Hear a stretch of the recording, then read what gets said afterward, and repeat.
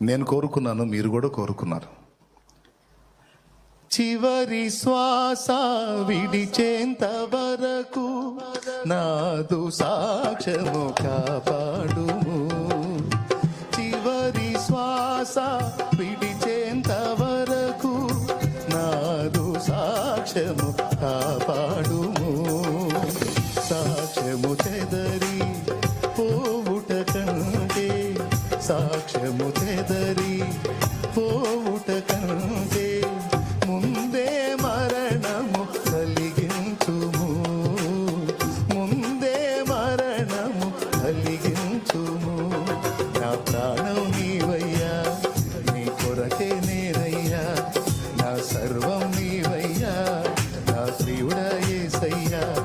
నా ప్రాణాత్మ శరీరము యేసునికే. నా ప్రాణాత్మ శరీరము యేసునికే అంకితం, అంకితం.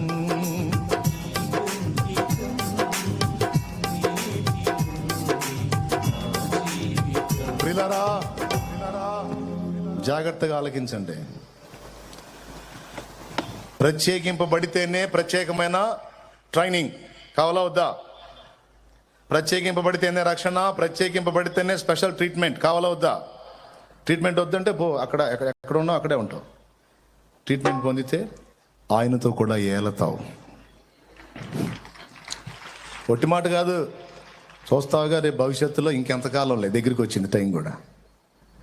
నేను చెప్పింది నిజమో కాదో అప్పుడు అర్థమైద్ది నీకు. 2, ప్రత్యేకింపబడితేనే అభిషేకము. ఏమని చెప్పాడు తెలుసా అపోస్తలులకి?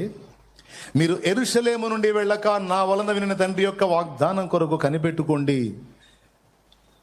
పోయి బజార్లో మీరు తిరగండి అని చెప్పలా. ఎక్కడ తిరగకండి, వెళ్ళి ప్రత్యేకంగా కనిపెట్టి ప్రార్థన చేయండి అన్నాడు. ప్రత్యేకమైన అభిషేకాన్ని నీవు పొందగోరితే దానికి ప్రత్యేకంగా నీవు దేవుని సన్నిధిని కనిపెట్టుకోవాలి. దానికోసం నువ్వు కొంత ప్రత్యేకంగా టైం కేటాయించాలి. కానీ కొంతమంది ప్రత్యేకంగా దాని మీద మనసు పెట్టరు, దానికి టైం కేటాయించరు. ఏదో రోజు పొద్దున్నే లేచి ప్రభువా నన్ను అభిషేకించు నాయన, నన్ను దీవించు ప్రభువా, 4 మొక్కలు ప్రార్థన చేసుకొని దైనందిన జీవితంలోకి వెళ్తూ ఉంటారు. పడతా లెగుస్తూ ఉంటారు. కాదండి, ఒక ప్రత్యేకమైన పాత్రగా దేవుని చేతిలో భగ్గున మండాలి అంటే, ప్రజ్వలించాలి అంటే ప్రత్యేకమైన అభిషేకం తప్పకుండా పొందాలి. ఆ ప్రత్యేకమైన అభిషేకం నీవు స్వతంత్రించుకోవాలంటే ప్రత్యేకముగా దేవునికి అందుబాటులోకి వెళ్ళాలి. ఇది ఖచ్చితంగా సోదరా, దైవజనురాల, విశ్వాసులు, పరిచారకులు ఎవరైనా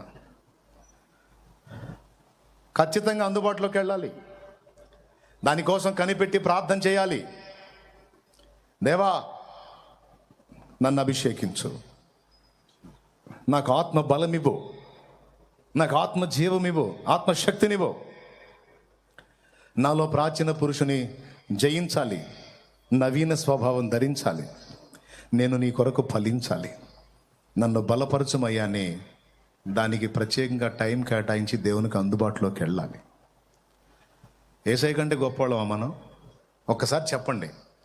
మరి యేసయ్య సైతం ఆత్మబలం కోసం మనుషుడిగా భూమి మీద ఉన్నప్పుడు ఆత్మబలం కోసం ఆయన సహా ప్రత్యేకంగా టైం కేటాయించి ఆయన ఆత్మబలంతో గలిలయకు వచ్చాడని మధ్యాహ్నం చదివారుగా. మరి అది జరగాలంటే ప్రత్యేకంగా సిద్ధపడాలి. ఈరోజు మీరు అందరూ వచ్చారు ఈ కూడానికి. ఇది ప్రత్యేకంగా ఏర్పాటు చేయబడింది. మరి దేవునితో గడుపుతున్నారో లేదో నాకైతే తెలియదు. టైం పోగొట్టుకుంటున్నారో లేకపోతే మోకాళ్ళు వేసి దేవుని గోజాడుకుంటున్నారో నాకు తెలియదు. మరి నైటు పగలు మీరు ఏం చేస్తున్నారో, కాసేపు ప్రసంగం విని అలాగా తిరిగి వస్తున్నారో లేదో నాకు తెలియదు. ఈ టైం పోగొట్టుకుంటే చాలా ఇబ్బంది. పోగొట్టుకోవద్దు, కేటాయించండి, టైం కేటాయించండి. ఈరోజు ఈ 4 రోజులే కాదు, 4 రోజులు 1 రోజు అయిపోయింది, 3 రోజులే. ఈ 3 రోజులే కాదు, నువ్వు ఇంటికి వెళ్ళిన తర్వాత కూడా ఈ మాట గుర్తుపెట్టుకో. వాళ్ళు పెంతెకోస్తు పండుగ నాడు, అంటే అప్పటికి 10 రోజులు వారు ప్రార్థనలో కనిపెట్టి ఆత్మ బలం పొందుకున్నారు. ఆ పొందిన బలంతో కొంతకాలం వాడబడ్డారు. తర్వాత మళ్ళా వచ్చి ప్రత్యేకంగా కూర్చొని ప్రత్యేకంగా ప్రార్థన చేసుకుని మళ్ళా పరిశుద్ధాత్మతో నిండిన వారై మళ్ళా ధైర్యంగా బోధించడం మొదలుపెట్టారు. దేవునికి స్తోత్రం కలుగును గాక. ఇది ఒక ప్రాముఖ్యమైన అంశమని సంఘములో చాలామంది గుర్తించట్లా, సేవకులే గుర్తించట్లా. విశ్వాసుల సంగతి పక్కన పెడదాం, దైవ జనాంగమే దీన్ని పట్టించుకోవట్లా. అరే, నేను స్టార్టింగ్లో దేవుని ఆత్మను పొందుకున్నాను, శక్తిని పొందుకున్నాను, కొంతకాలం వాడబడ్డాను, కొద్దిగా నాలో భక్తి నిస్తేజం అవుతుంది, కొంచెం ఆ ఫోర్స్ కనపడట్లేదు, కొన్ని విషయాల్లో కొంచెం వెలితి కనపడుతుంది, అయ్యో నేను మళ్ళా దేవుని పాదాల దగ్గరికి వెళ్ళి మళ్ళా శక్తి పొందుకోవాలన్న విషయాన్ని దైవ జనమే విస్మరించారు. విశ్వాసులకి ఏమో గ్రహింపు ఉంటుంది? దైవ జనమైన విశ్వాసులను అందరూ గుర్తించాలి. అందుకే దేవుడు మళ్ళా పిలిచేది.